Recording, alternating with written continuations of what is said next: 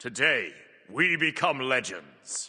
This time on Titan Talk, there was a lot of discussion about the recent videos and talks in the community about what the game needs right now, as well as some potential spoilers for future features coming to the game soon. So without further ado, let's jump in. So first up, there has been a hotfix to the Queen Naga not spawning, so she should be appearing again now. That was just an issue for like a little while after the patch. Kilgun mentioned at the start of the show that they will be talking about the next two gods on Monday, as they said before, but he also said they might talk about some of the upcoming features for the next month or so as well. They don't want to go too much further out than that yet, because things can change, but he did also mention that they might do a larger god roadmap for the rest of the year a bit later on, probably around the second of these next two gods being showcased. They also mentioned that it's looking likely that the next god after Osiris might be available in OB20 PTS, which is going to go live on Wednesday, which is pretty cool. There were a bunch of questions in chat about Weekend's video and my recent video talking about what the game needs right now, and Kilgun said, in regards to the Steam numbers, player count drops in September and October are not unusual at all for Smite. Every single year, these 2 months and at the end of the year in general always have lower player counts than the rest of the year. This is 100% true. You can see that from the Steam charts of Smite 1. It's more pronounced in the post-COVID years, but it still happened pre-COVID. Around the start of September every year, the player count drops off noticeably. Sometimes this recovers in November or December, and sometimes doesn't recover until January. This is most likely because people are going back to school or college and have less time to game, as well as generally September is often a very big month for new game drops. We got Battlefield 6, Borderlands 4, Silksong, Hades 2, and a myriad of other games recently that have been big releases that Smite players are likely playing while they wait for some updates for Smite or get bored of those games and then they come back. I will say though, what's happening right now in Smite 2 isn't a direct one-to-one comparison with Smite 1's usual boom-bust cycle. I feel like a good part of the reason why player count normally drops off in the last few months of the year is because there's a bit of a content drought and people are expecting a new season launch and taking a break in order to come back fresh with that new season. Smite 2 isn't really in that spot right now, and while I imagine we can expect some kind of bigger than normal update in January, it probably won't be the likes of a new season like we had in Smite 1. So it's debatable to say if this is a normal drop that will recover in January like it usually does. Obviously, that's just one factor, and there are other things that are still the same, like the big game drops, back to school, people returning to gaming after the holidays, etc. But I do feel like one element of that, being the Smite 1 season model, is missing here. We can also mention Twitch drops being somewhat boring and useless and how it's hurting content creators, and Kilgun said that they are looking into other things they can do with drops, but there will also be a bigger new system/feature coming to the Wandering Market in the next update, which gives players more ways to spend their coins, so the drops should become more valuable once that launches. Another thing from the Weekend video that Kilgun addressed was talking about moving to a 1-month patch cycle instead of every 2 weeks, and he said he feels like delaying features artificially like that just isn't the move for them right now. That doesn't mean it won't change, and they are constantly assessing that kind of stuff internally. It does have a benefit of being a bigger marketing and hype moment because the patch is 2 times larger, but it also means we have to wait 2 times longer for any new content, which could leave the community unengaged. Someone in chat did follow up by saying that as a casual player, it can be hard to keep up with everything that's changing every 2 weeks, and Kilgun said that is absolutely a valid point and something they do consider. But for right now, they feel like that's just where the game is at in terms of its development, and hopefully these kinds of players will come back to the game down the line, maybe at full release, and see how much has changed. I would imagine around full release is when they would definitely move to a slower patch cycle as well, as that's similar to what they did with Smite 1.